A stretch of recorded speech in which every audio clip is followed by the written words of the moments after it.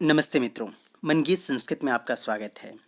कल हम लोगों ने पढ़ लिया था कि किस तरह से वो भाव विभोर हो चुके हैं ब्रह्मचारियों के गुरुजी, और जो योगीराज जी हैं वो उनको सांत्वना देते हुए कहते हैं कि आप धीरधारियों में भी श्रेष्ठ हैं, धीर धौरेय हैं, है ना। तो आप इस तरह से महाकाल की महिमा जानने वाले हैं, आप इस तरह से अपने धैर्य को न छोड़ें।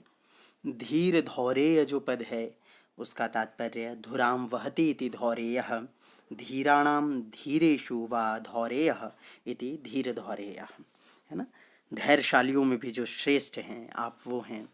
तो आप इस तरह से संतप्त ना हों, दुखी ना हों, और काल की महिमा को समझते हैं, जानते हैं। इसी क्रम में यहाँ दो पंक्तियाँ रह गई थीं कल। शांतिम आकलय, जो वो हैं योगीराज जी हैं, वो उनके गुरुजी से कहते हैं, ब्रह्मचारियों के गुरुजी से, कि आप शांति को धारण करके शांत होकर, है ना, अति संक्षेपेण कथय यवन राज वृतांतम, अत्यंत समास पूर्वक, अत्यंत संक्षेप में, बहुत थोड़े में, कथया कहिए क्या, यवन राज वृतांतम, यवन राज का जो वृतांत है। कहते हैं योगीराज की न जाने किम इति अनावश्यकम अपि शुशते मे हृदयम, है ना।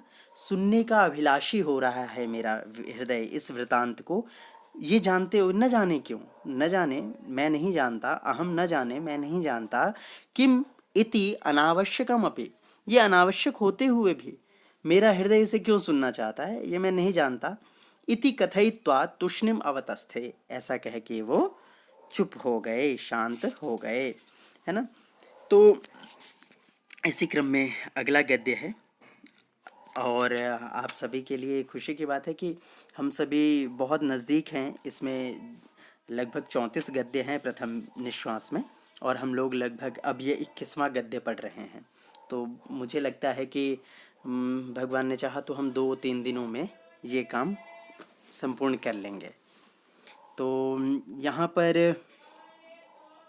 देखिए, पूर्व देश की स्थिति बता रहा था, उसके बाद उसने तत्कालीन स्थिति का वर्णन किया था जो आप लोगों ने कल पढ़ा था। तो वहाँ पर पूर्व और तत्कालीन दोनों स्थितियों का एक साथ सुंदर वर्णन है, तो परस्पर विषमित है, इसलिए यहाँ विषमालंकार है। हाँ, ये जो गद्य है इस पर ध्यान दें। अब कहता है, अथ स मुनिः, अर्थात योगीराज वचन शरणानंतरम। अथ यहाँ अनंतर का वाचक है, क्या कि योगीराज जी ने कहा कि भाई आप शांति धारण करके अपनी बात कहिए, न जाने ये अनावश्यक होते हुए भी मेरा हृदय से क्यों सुनना चाहता है।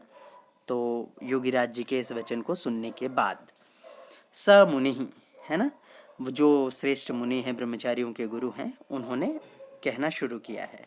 क्या कहा, भगवन धैर्येण प्रसादेन प्रतापेन तेजसा वीर्येण विक्रमेण, है ना। ये सब तृतीया है, आप अर्थ लग ही रहा है, धैर्य से, है ना।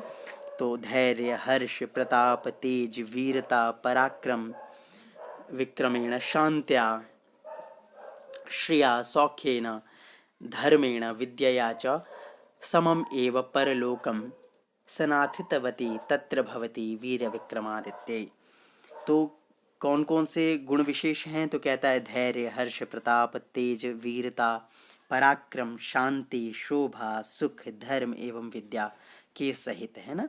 विद्या च समम एव, है ना। तो सहैव परलोकम सनाथितवती, विद्या के सहित जो कौन, परलोकम कह सनाथितवती, तो कहा तत्र भवती वीर विक्रमादित्य, अर्थात श्रीमान। तत्र भवती, ये सम्मान, तत्र भवान सम्मान पूज्य के अर्थ में होता है, उसी का सप्तमी में तत्र भवती, तो श्रीमान वीर विक्रमादित्य के परलोक चले जाने पर, है ना। आप आगे की कहानी क्या हो रही है, समय परलोकम सनाथितवती तत्र भवती वीर विक्रमादित्य। तो तत्र भवती वीर विक्रमादित्य परलोकम सनाथितवती, परलोक चले जाने पर क्या हुआ, तो आगे का देखिए। शनैः शनैः पारस्परिक विरोध विशिथिलीकृत स्नेह बंधनेषु राजसु, धीरे धीरे क्या हुआ, आपसी झगड़ों के कारण राजाओं के पारस्परिक स्नेह बंधनों में शिथिलता होने लगी, है ना। तो शनैः शनैः पारस्परिक विरोध है ना, आपसी जो विरोध थे उससे क्या हुआ, विशिथिलीकृत स्नेह बंधेषु, जो स्नेह पारस्परिक स्नेह बंध था उसमें शिथिलता आने लगी। उससे क्या हुआ, तो एक तो ये हेतु है उससे, एक तो मतलब पारस्परिक जो झगड़े थे उससे पारस्परिक स्नेह बंधनों में शिथिलता हो जाने पर, और भामिनी भ्रू भंग भूरि भाव प्रभाव पराभूत वैभवेशु भटेशु, क्या प्रयोग है, कहता है कि भामिनी अर्थात कामिनी, है ना, भामिनी भ्रू भंग भूरि भाव प्रभाव पराभूत वैभवेशु, तो इसका भामिनी नाम भूभंग भूरि भावाश्च, है ना, तेषां प्रभावेण पराभूतानि वैभवानि येषां तेषु, अर्थात कामनियों के कटाक्षों एवं हाव भाव के प्रभाव से, मतलब कामनियों के कटाक्षों एवं हाव भाव के प्रभाव में आकर सारी संपत्ति नष्ट कर देने पर, भटेशु वीर योद्धाओं के, तो वीर योद्धाओं के द्वारा क्या किया जा चुका है, वीर योद्धाओं के द्वारा कामनियों के कटाक्षों एवं हाव भाव से प्रभाव में आकर सारी संपत्ति नष्ट कर देने पर, ये सारे पर जाके अंत में जुड़ेंगे, इसकी परवाह ना करें, आप समझते चलिए। स्वार्थ चिंता संतान वितानैक तानिष्वमात्य वर्गेशु, अच्छा ये मंत्रियों का हाल क्या है, योद्धाओं की हालत तो ये है कि वो कामनियों के कटाक्ष और हाव भाव के प्रभाव में आकर अपनी संपत्ति नष्ट कर रहे हैं, अपनी योग्यता नष्ट कर रहे हैं। मंत्रियों का क्या हाल है, तो कहता है स्वार्थ चिंता संतान वितानैकतानिष्वमात्य वर्गेशु, अर्थात मंत्रियों के केवल स्वार्थ साधन की चिंताओं में तल्लीन हो जाने पर, स्वार्थ चिंता संतान वितान उसको फैलाना, नेक तानिष्व अमात्य वर्गेशु, मंत्रियों के अमात्य वर्गेशु मतलब मंत्रियों के प्रशंसा मात्र प्रियेशु, नहीं, मंत्रियों के स्वार्थ केवल स्वार्थ साधन की चिंताओं में तल्लीन हो जाने पर, अच्छा प्रशंसा मात्र प्रियेशु प्रभुषु, अब ये जो राजा लोग हैं इनके हालत क्या है, तो कह रहा है ये मात्र प्रशंसा प्रिय हो चुके हैं, बस अपनी प्रशंसा सुनने में इंटरेस्टेड हैं और कुछ इनको अच्छा नहीं लगता, राजाओं के प्रशंसा प्रिय हो जाने पर। इंद्रस्त्वम वरुणस्त्वम कुबेरस्त्वम इति वर्णना मात्र शक्तिषु, अच्छा उनकी प्रशंसा कैसे हो रही है, तो विद्वानों के द्वारा आप इंद्र हैं, आप वरुण हैं, आप कुबेर हैं, इस प्रकार केवल बंधु जनेषु कश्चन, इस तरह के मतलब इस तरह की केवल प्रशंसा प्रियता होने के कारण क्या हो रहा है, आप इंद्र हैं, आप वरुण हैं, आप कुबेर हैं, इस प्रकार केवल राजाओं की चाटुकारिता में तत्पर हो जाने पर, किनके, कौन तत्पर हो गया है, जो विज्ञ लोग हैं, बंधुजन हैं, योग्य लोग हैं, उनकी ये हालत हो गई, वो इस तरह के हो गए हैं।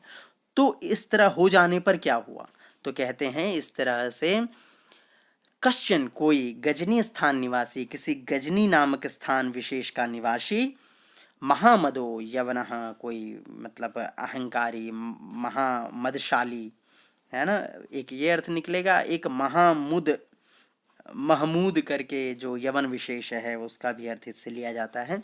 तो महामदो यवनः ससेनः प्रावृषद भारतवर्षे, भारतवर्षे कश्चन गजनी स्थान निवासी महमूद संज्ञक यवनः ससेनः प्राविशद, है ना, तो भारतवर्ष में कोई गजनी स्थान का निवासी महामदशाली महमूद गजनवी नामक मुसलमान ससेनः सेना के सहित प्रावृषत प्रवेश किया, कहाँ पर, भारतवर्ष में, है ना।